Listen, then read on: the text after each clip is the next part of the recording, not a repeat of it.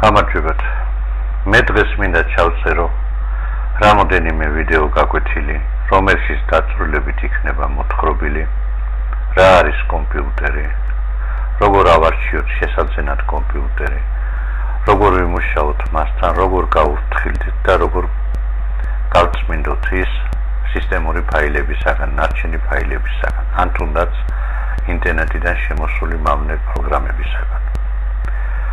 ამ გაკვეთილების ჩაწერა გადავწყვიტე იმიტომ, რომ ამ ბოლო დროს რატომღაც ძალიან ხშირად მოდიან ჩემთან ასაკოვანი ხალხი, უნდა მეთქვა, გამავიწყდა, რომ ეს ჩემი გაკვეთილები ძირითადად გათვლილი არიან იმ ასაკოვან ხალხზე, რომლებსაც ჯერ შეხება არ ქონიათ კომპიუტერთან და რატომღაც სიბერეში გადაწყვიტეს კომპიუტერის შესწავლა.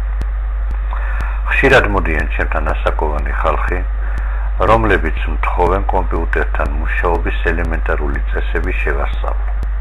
ახლა რაშია საქმე? ეს ადამიანები, სადაც მიდიან კომპიუტერული კურსების გასავლელად, ყველგან ერთი და იგივე ხვდებათ, რა თქმა უნდა, ახალგაზრდობა. ახალგაზრდასთან მერხსეჯდომა და გაკვეთილების სწავლა და გაკვეთილების ჩაბარება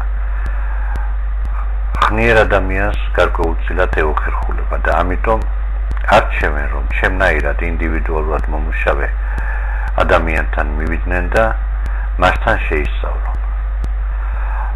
მე გადავწყვიტე და შევპირდი, რომ ჩაუწერდი მათმე ვიდეო გაკვეთილებს, რომელშიც დეტალურად, ზედმეტად დეტალურადაც კი იქნებოდა კომპიუტერის ყველა დეტალის განხილვა და მასთან მუშაობის ელემენტარული წესი.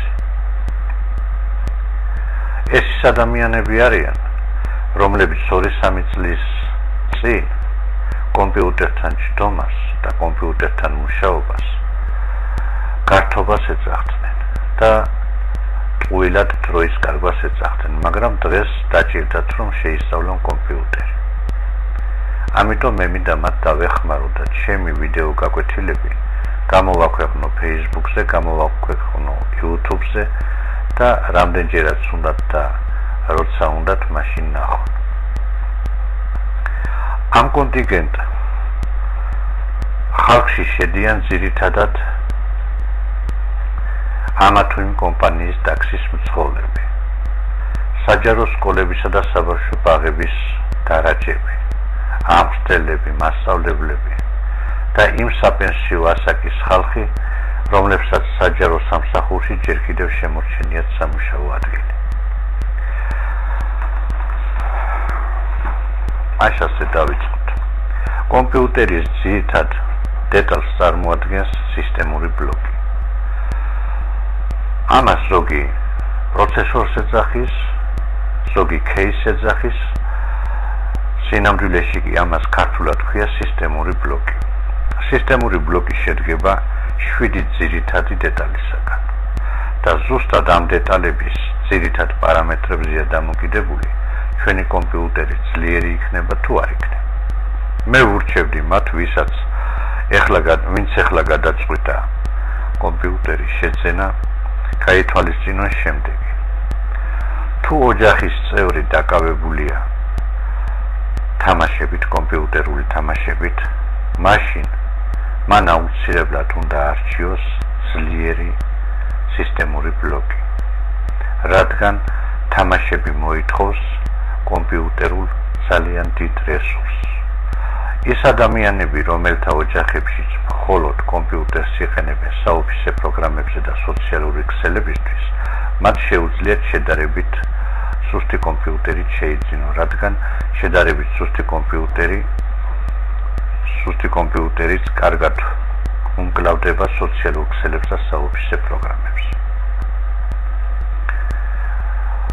როგორც გითხარით, სისტემური ბლოკი შედგება 7 ძირითადი დეტალისაგან. რიგრიგობით გაჩვენებთ. ეს არის ძირითადი პლატა, რომელსაც დედაპლატა ქვია.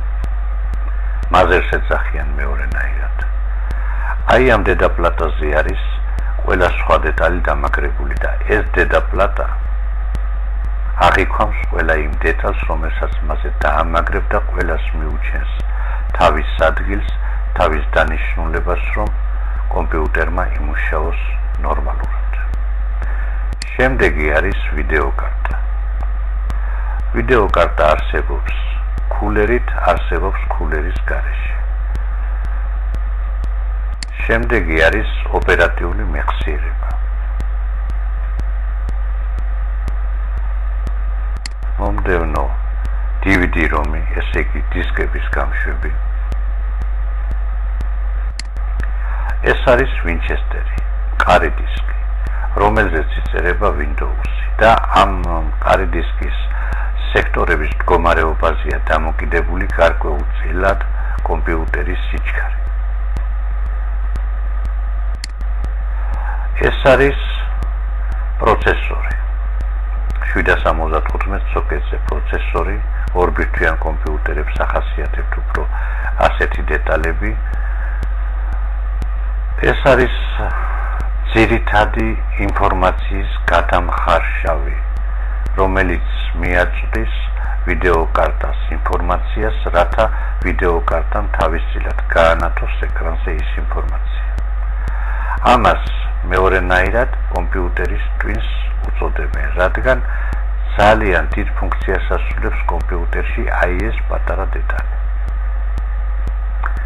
არ უნდა დავუშვათ ეს დეტალი გადახურდეს. ამიტომ მას უნდა მიუჩინოთ ძალიან კარგი გაგრილება, კარგი კულერი.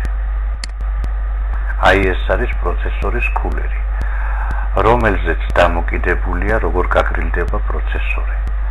ჯობია ეს კულერი შევარჩიოთ რაც შეიძლება მრავალი ფრთით და რაც შეიძლება სწრაფი ბრუნვით, რათა ჩვენი კომპიუტერი არ გადახურდეს. ეს რაც შეეხება სისტემური ბლოკის კომპიუტერის იგივე ტექნიკურ მხარეს. ახლა გადავიდეთ პროგრამებზე, რაც მასზე უნდა დადგეს. ყველას ურჩევდი დააყენონ ლიცენზირებული პროგრამები. ეს ცალკეული პროგრამები იქნება თუ ძირითადი ოპერაციული სისტემა Windows-ი იქნება. ლიცენზირებული Windows-ი მუშაობს 100% დატვირთვით. და პლუს ამას მას შესწევს ძალა გაუმკლავდეს ინტერნეტიდან შემოჭრილ მოწალადე პროგრამებს, მავნე ფაილებს.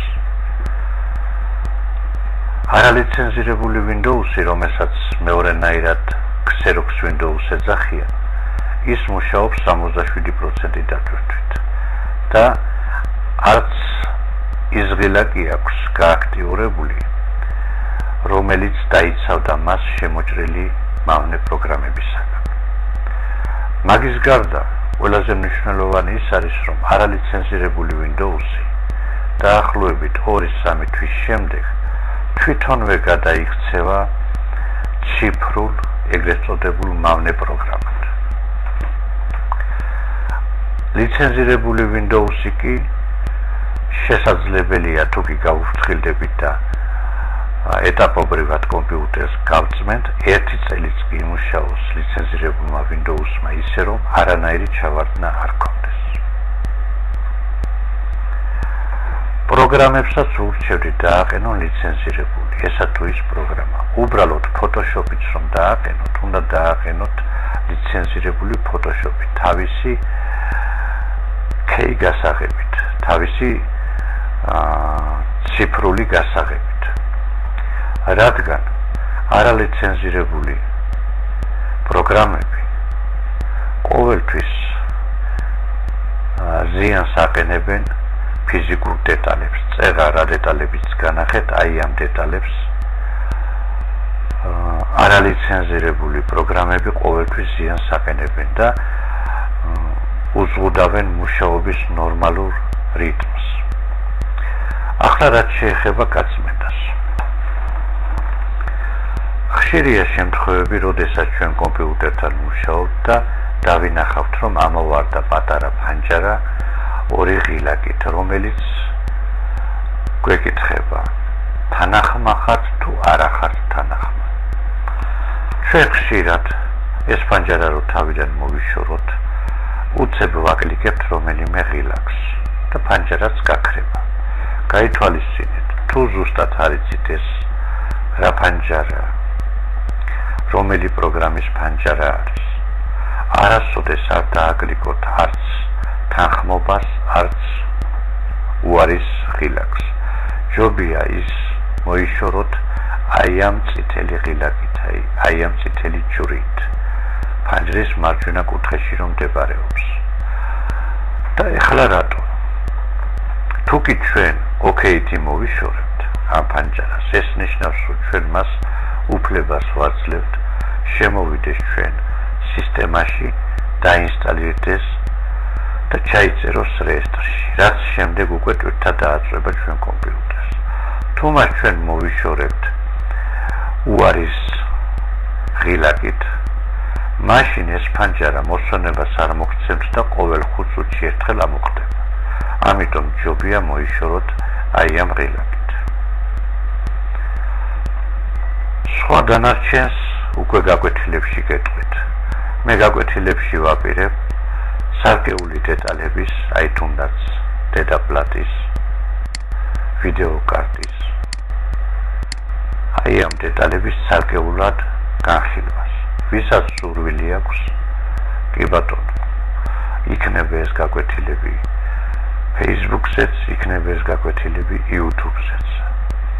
გეტყოდით, რომ ჯობია გაკვეთილები ნახოთ თანამიმდევრულად, იმიტომ რომ ნუმერაციის მიხედვით გაკვეთილები ისე მექნება დალაგებული, რომ მეორე გაკვეთილი პირველი გაკვეთილიდან გამომდინარეობს და ჯობია ნუმერაციის მიხედვით ნახოთ.